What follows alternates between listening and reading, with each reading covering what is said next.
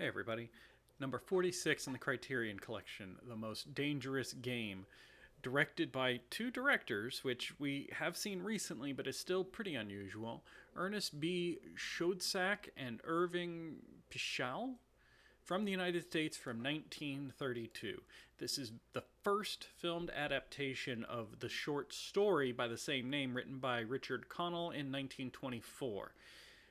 This is the first film adaptation. I guarantee you have seen this story, even if only in parody. Because the basic premise of the story is a rich eccentric who lives on a really out of the way island who hunts man for sport. Man being the most dangerous game.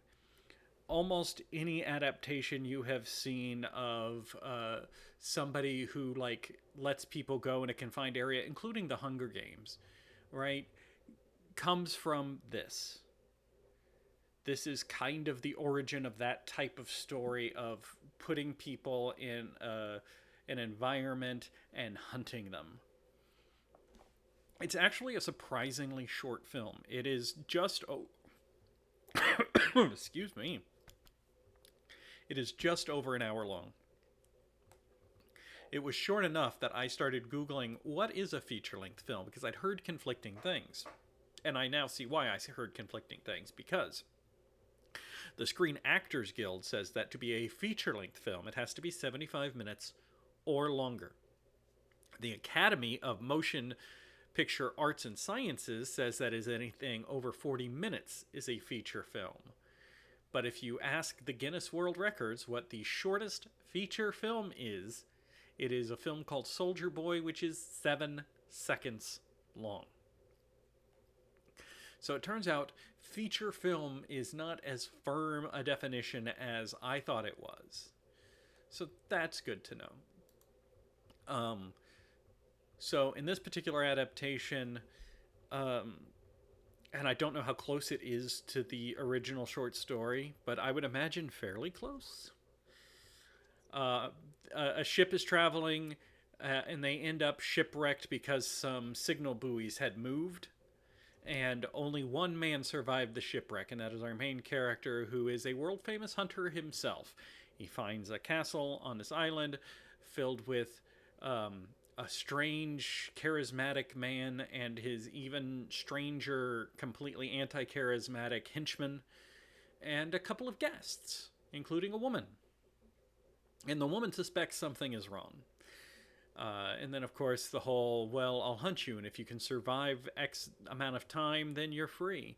And the woman insists on going along with the man, even though the hunter himself is like, you don't hunt the female of the species. That's as far as we'll go. I'll say the film goes very quickly, being only an hour long. It doesn't hesitate or delay. It doesn't even do a whole lot of character building, which is what the directors wanted, and it works. It is a pretty entertaining little film. I don't have a super lot more to say about it. It is interesting. Apparently, they built all the sets. Like, they didn't find a real jungle. They built a jungle. They didn't find real waterfalls. They built waterfalls. You can definitely tell that the ship sequences at the beginning are using a toy boat. But, you know, it's the 30s. What are you going to do?